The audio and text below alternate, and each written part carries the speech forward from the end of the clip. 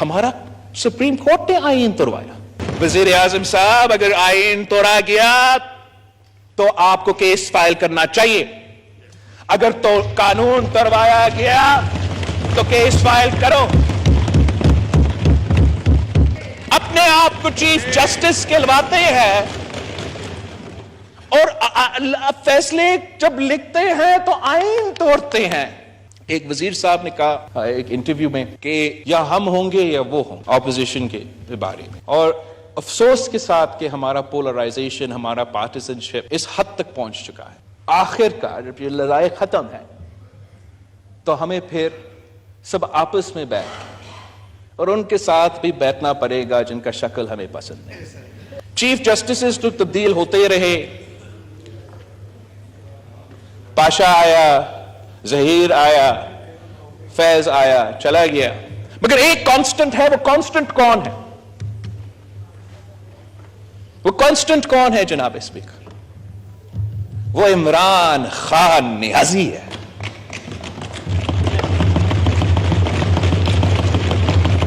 اس cricketer کو ہمارا establishment نے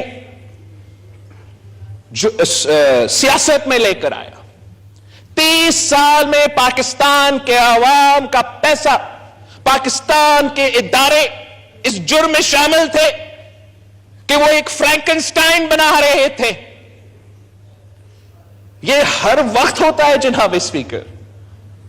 کچھ آئنسٹائنز ہمارے ادارے میں بیٹھتے ہیں، اس ملک کے فیصلے کرتے ہیں، اسٹریٹجک ایسٹس بناتے ہیں اور آخر کار وہ اسٹریٹجک ایسٹس ہم سب کے گلے پر جاتے ہیں.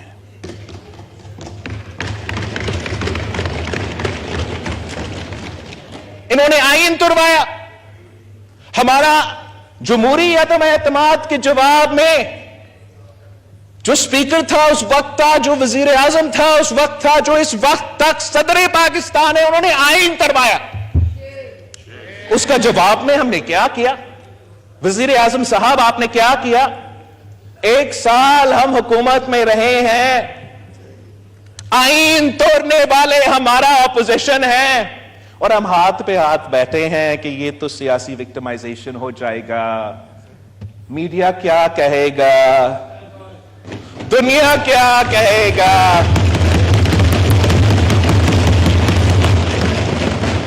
وزیر اعظم صاحب اگر آئین توڑا گیا تو آپ کو کیس فائل کرنا چاہیے.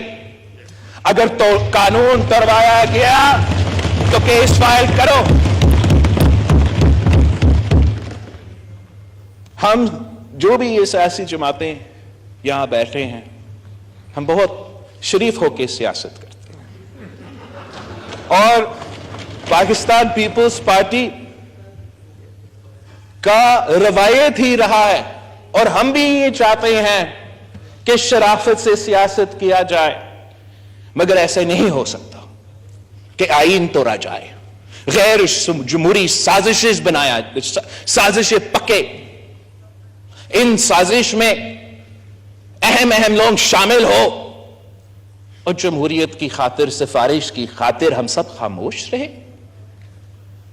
ہمیں پاکستان کو، عوام کو بتانا چاہیے کہ ہو کیا رہا ہے اس ملک میں. یہ اگر ہم بحران کا سامنا کر رہے ہیں تو کیوں کر رہے ہیں؟ جناب اسپیکر، ہم نے تو ایک قدم اٹھایا، ووٹ آف نو کانفیڈنس لے کر آیا. تاریخی قدم تھا، پاکستان کی تاریخ میں یہ ہوا نہیں ہے.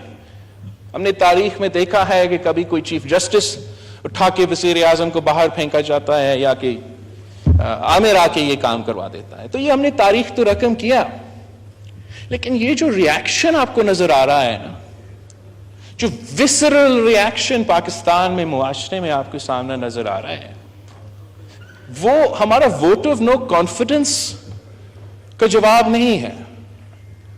یہ جو پولرائزیشن، یہ جو تقسیم، یہ جو غیر جمہوری سازشیں ہیں نا، یہ کسی اور کے ایک فکرہ کی وجہ سے ہو رہا ہے.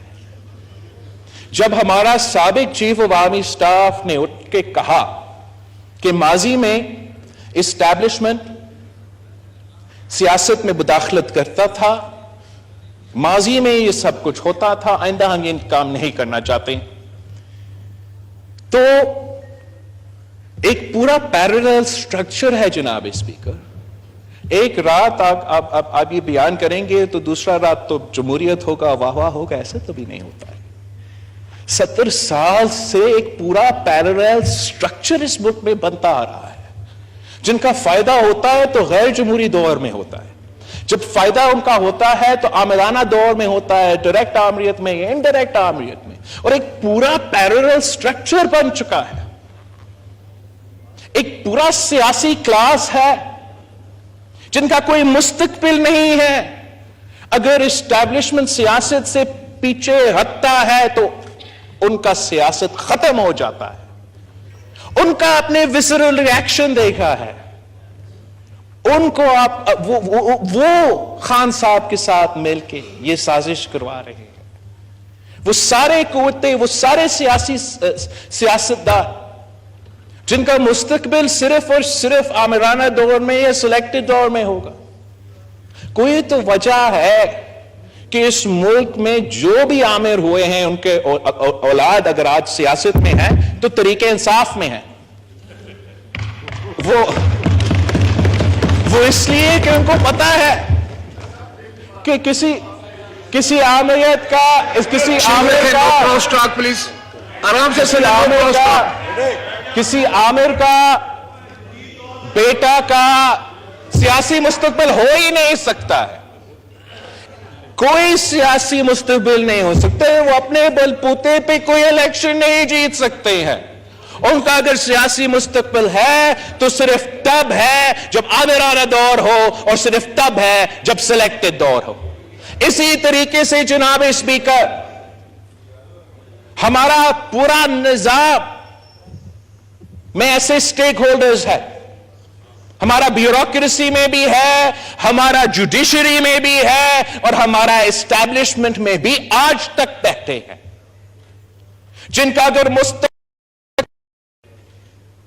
तो वो आमरीत के साथ या सिलेक्टेड दौरों के साथ, वो सिर्फ तब अगर हमारा एस्टैब्लिशमेंट वाकई ही न्यूट्रल रहे तो उनका कोई मुस्तकबिल नहीं होगा, उनका कोई सियासी मुस्तकबिल नहीं होगा, उनका ब्यूरोक्रेटिक तरक्की नहीं होगा, उनको वो ओहदे नहीं मिलेंगे।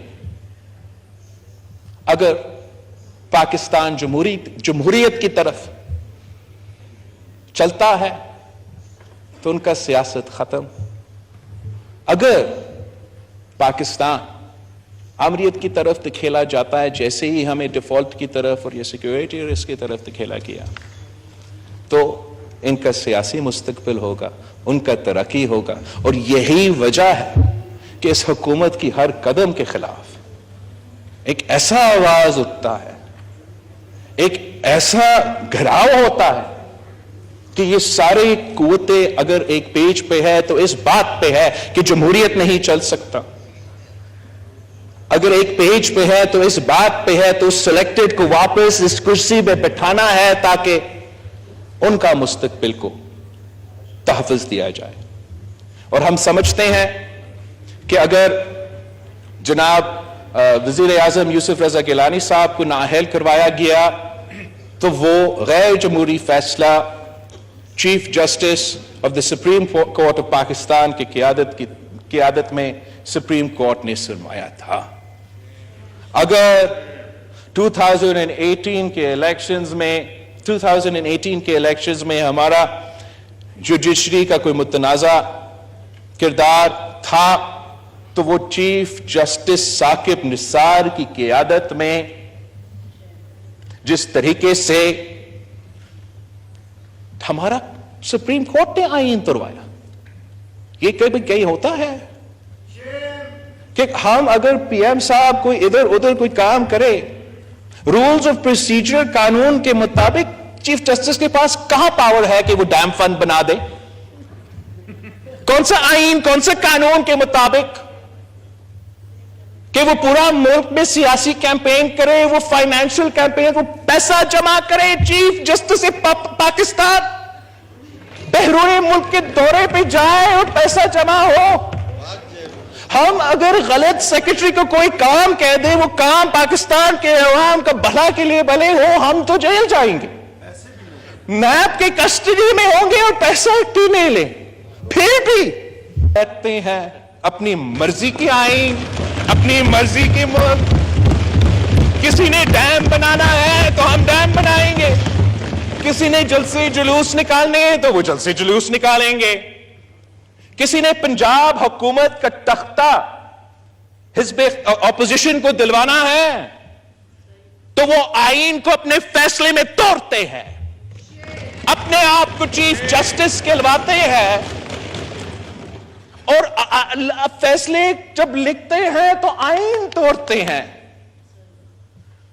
ہم حکومت پاکستان کو، خاص طور پہ وزیر اعظم صاحب کو، وزیر قانون کو ہم کہتے ہیں کہ it's too little too late کہ آپ یہ قانون لے کر آ رہے ہیں. یہ قانون ہمارا جوڈیشری کو امپاور کرتے ہیں، اس کا نام بدلے جسٹس امپاورمنٹ لیجسلیشن.